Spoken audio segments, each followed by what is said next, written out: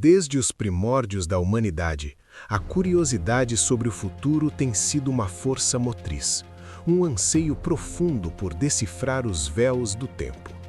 Videntes, oráculos e profetas surgiram em diversas culturas, mas nenhum se compara à precisão e à profundidade das revelações contidas nas Escrituras Sagradas.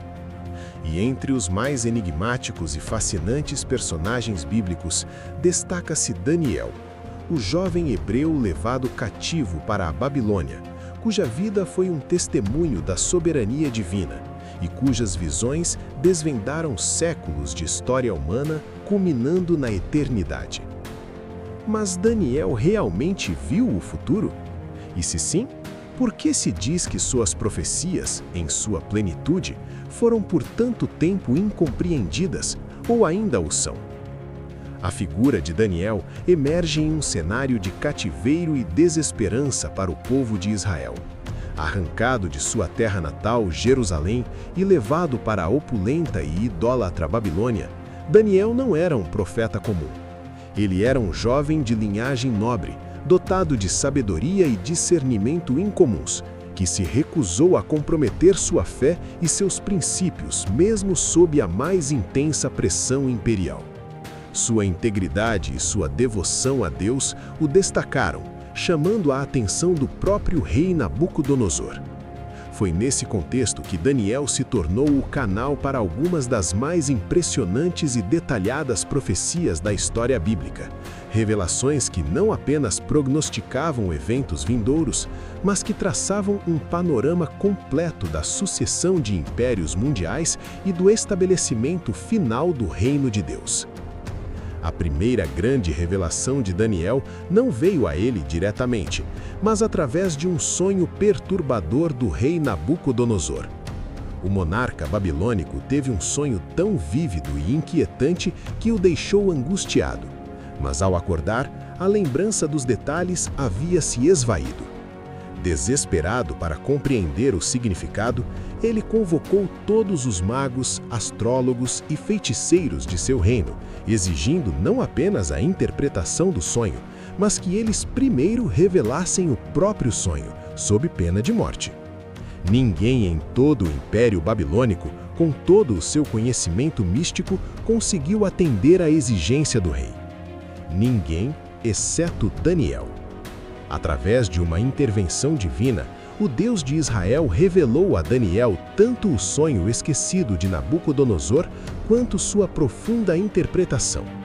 O sonho era de uma estátua colossal, de um esplendor assustador, mas de composição heterogênea.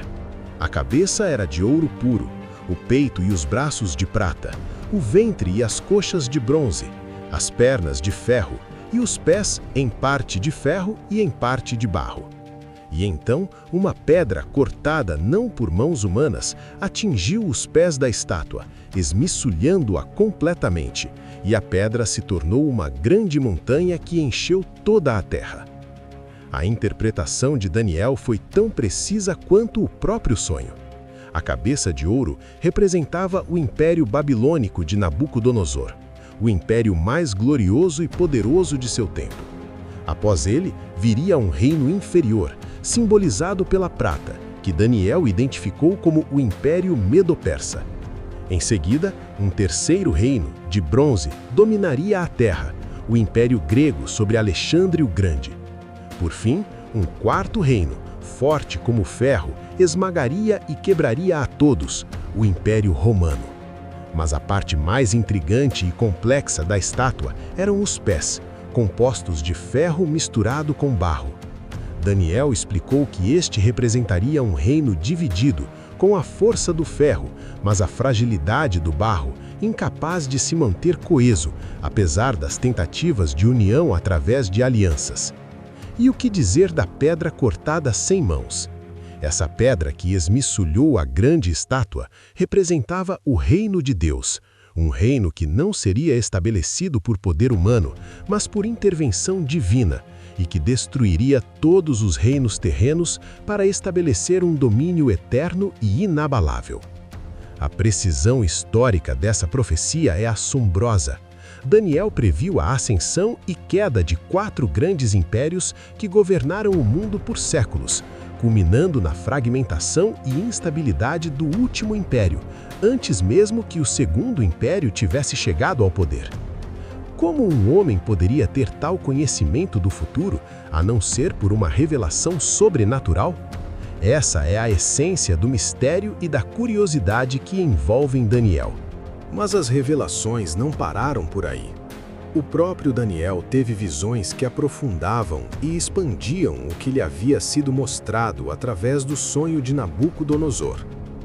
No capítulo 7 de Daniel, ele descreve 4 grandes feras que subiram do mar, cada uma representando um reino ou império. A primeira era como um leão com asas de águia, Babilônia.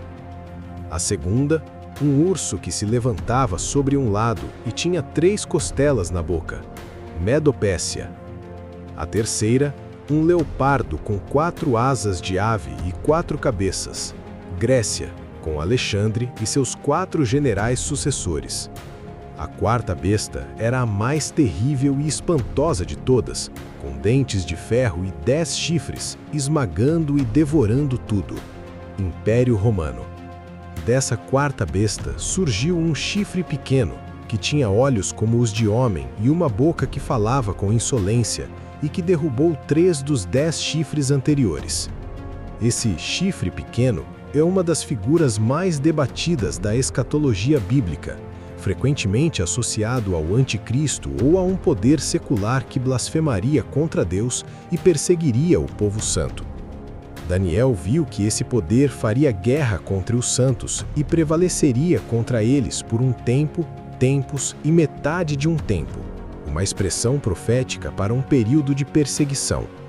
No entanto, a visão culmina com o ancião dos dias assentando-se em seu trono e, após o julgamento, o Filho do Homem recebendo domínio, glória e um reino que nunca será destruído.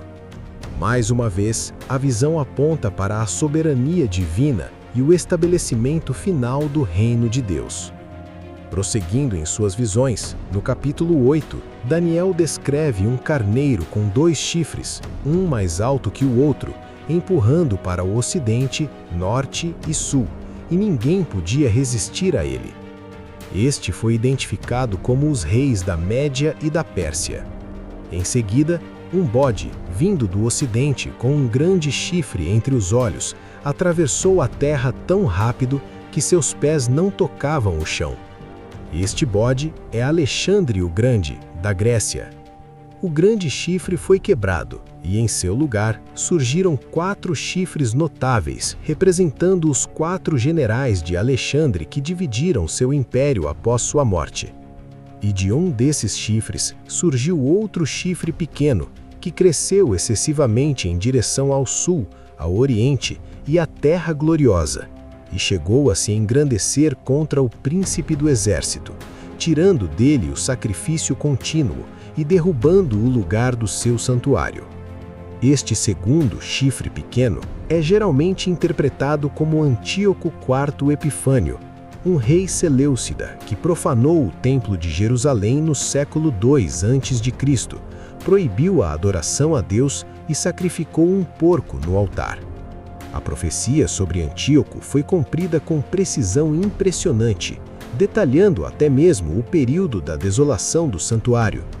Contudo, muitos estudiosos veem em Antíoco uma sombra ou tipo do anticristo futuro, indicando que as profecias podem ter camadas de cumprimento, um aspecto que adiciona complexidade e profundidade à sua interpretação. Essa dualidade de cumprimento, onde eventos históricos passados servem como precursores de eventos escatológicos futuros, é um dos mistérios que tornam as profecias de Daniel tão ricas e debatidas. Mas é no capítulo 9 que Daniel nos apresenta uma das mais extraordinárias e controversas profecias messiânicas e escatológicas de toda a Bíblia, a profecia das 70 semanas. Enquanto Daniel estava orando e confessando os pecados de seu povo, o anjo Gabriel lhe apareceu com uma revelação crucial. 70 semanas estão determinadas sobre o teu povo e sobre a tua santa cidade, para fazer cessar a transgressão, para dar fim aos pecados, para expiar a iniquidade, para trazer a justiça eterna, para selar a visão e a profecia, e para ungir o Santo dos Santos. Essas semanas são amplamente entendidas como semanas de anos, ou seja, 490 anos. Gabriel, então, divide esse período em 3 partes. 7 semanas, 49 anos, desde a ordem para restaurar e edificar Jerusalém até o Messias, o príncipe. Esse período é geralmente associado à reconstrução dos muros e da cidade, conforme registrado nos livros de Esdras e Neemias. 62 semanas, 434 anos. Após as 7 semanas, haveria 62 semanas e então o Messias será morto, mas não por si mesmo. Essa parte da profecia aponta com incrível precisão para a vinda e o sacrifício de Jesus Cristo. A contagem a partir do decreto para reconstruir Jerusalém, que muitos estudiosos situam no decreto de Artaxerxes I em 445 a.C., leva diretamente ao tempo da vida e morte de Jesus, com uma margem de erro surpreendentemente pequena, especialmente considerando a complexidade dos calendários antigos. 1 semana, 7 anos. Após as 62 semanas e a morte do Messias, a profecia descreve que um príncipe que há de vir destruirá a cidade e o santuário, e que ele firmará um pacto com muitos por 1 semana, e na metade da semana fará cessar o sacrifício e a oferta de manjares. E sobre a asa das abominações virá o assolador, até que a destruição que está determinada se derrame sobre o assolador. Esta última semana é onde a controvérsia e o mistério se aprofundam. Muitos teólogos acreditam que há um parênteses ou lacuna de tempo entre a 69 e a 70 semana, que corresponde à era da Igreja, que já dura quase 2000 anos. A 70ª semana seria então um período futuro de 7 anos, conhecido como a Grande Tribulação, onde o príncipe que há de vir, o Anticristo, fará um pacto com Israel e depois o quebrará na metade da semana, instaurando uma abominação devastadora e uma perseguição sem precedentes. A destruição de Jerusalém e do Templo em 70 d.C. por Tito seria um cumprimento parcial ou um tipo do que virá na Grande Tribulação. É essa complexidade, essa sobreposição de eventos históricos e futuros que torna a profecia de Daniel tão difícil de ser entendida em sua totalidade. O próprio Daniel, após receber essas visões, foi instruído pelo anjo a selar o livro até o tempo do fim. Daniel 12, 4, 9. Isso sugere que a compreensão plena de suas profecias não seria possível para ele ou para as gerações imediatamente seguintes, mas que se revelaria progressivamente à medida que os eventos se desenrolassem na história. Por que então ninguém entendeu? Primeiro, pela própria natureza da revelação progressiva. Deus não desvenda todo o panorama de uma vez, mas em camadas, à medida que a humanidade e a história avançam. O que era um mistério para Daniel ou para os judeus da época de Cristo pode estar se tornando mais claro para nós hoje à luz dos eventos históricos e da escatologia desenvolvida ao longo dos séculos. Segundo, pela simbologia densa.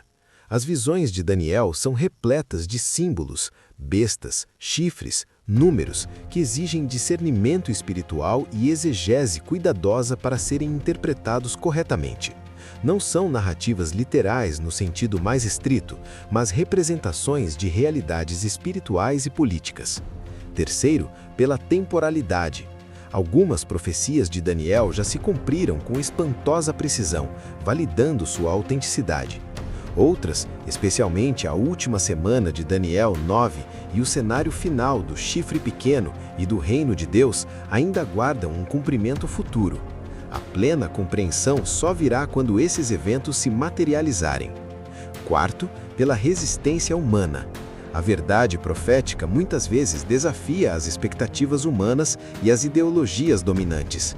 A ideia de um Messias sofredor, por exemplo, era um tropeço para muitos judeus que esperavam um conquistador político, o que levou a uma incompreensão fundamental das profecias messiânicas. Apesar das camadas de mistério, a mensagem central das profecias de Daniel é clara e poderosa. Deus é soberano sobre a história.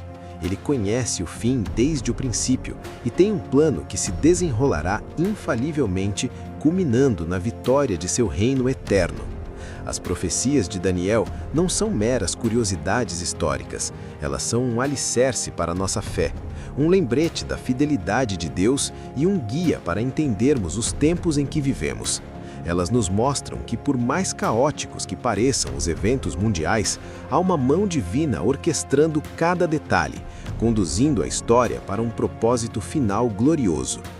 Daniel não apenas viu o futuro, ele nos deu um mapa detalhado dos eventos que moldariam o mundo e culminariam na vinda do reino de Deus.